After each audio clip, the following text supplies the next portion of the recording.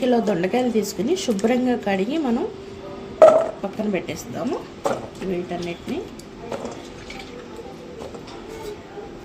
ఇలా అటు ఇటు ఇలా తొడుగులు కట్ చేసుకోవాలి. తర్వాత వీటిని మనం నిలువుగా కట్ చేయాలి. నిలువుగా 2 బద్దలు కట్ చేసుకుని తర్వాత దాన్ని 4 బద్దలుగా సన్నగా కట్ చేసుకోవాలి. ఇలా ఇలా క్రాస్గా కట్ చేసుకుంటే ఫ్రై అవ్వడానికి బాగుంటుంది. ఇలా నిలువుగా కట్ చేసుకోవాలి. మొత్తం మన దొండకాయలు మొత్తం నిలువుగా కట్ చేసుకోవాలి.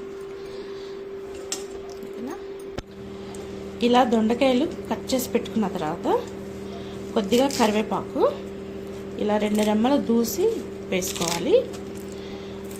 తర్వాత వచ్చేసి ఇప్పుడు మనం ఈ స్పూన్తో ఫుల్ స్పూన్ ఉప్పు, కారం వచ్చేసి హాఫ్ టీ స్పూన్, ఎక్కువ అవసరం లేదు.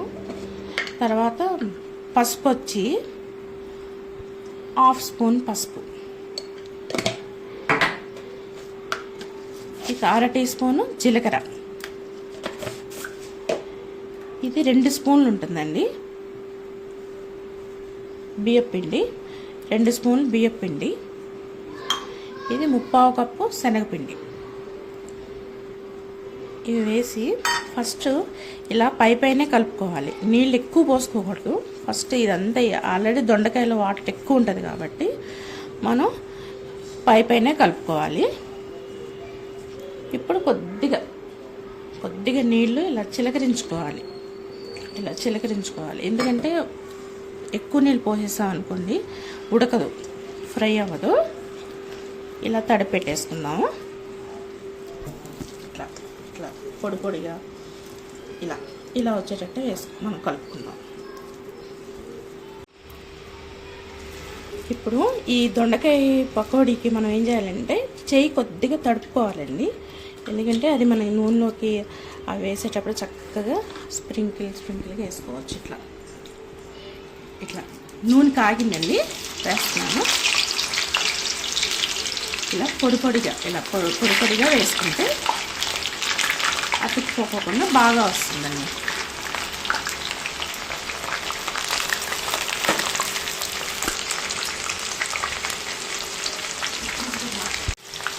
పకోడీ వేసిన వెంటనే తిప్పుకోకూడదండి.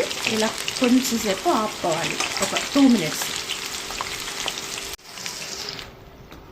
తిప్పుకుందామండి. ఇది బాగా ఫ్రై అయింది. ఇలా పొడిగా రావడానికి కొంచెం సేపు ఆగి తిప్పాలి మనం. అప్పుడు మంచిగా ఉడుకుతాయి, ఇలా ఫ్రై అవుతాయి. కాస్త ఫ్రై అవ్వాలండి. కొద్దిగా ఒక్క నిమిషం ఫ్రై అవ్వాలి.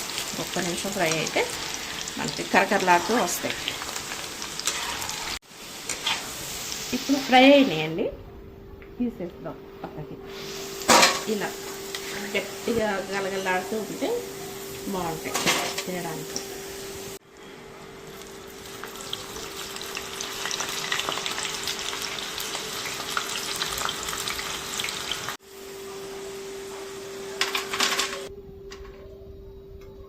పోయినాయండి, ఇవి తీసి దీనిలో షిఫ్ట్ చేసుకుందాం.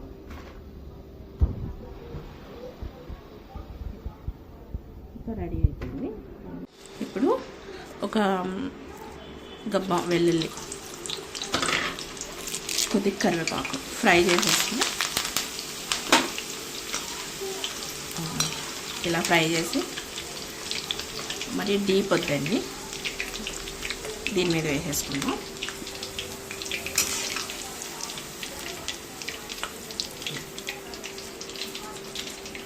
గార్నిషింగ్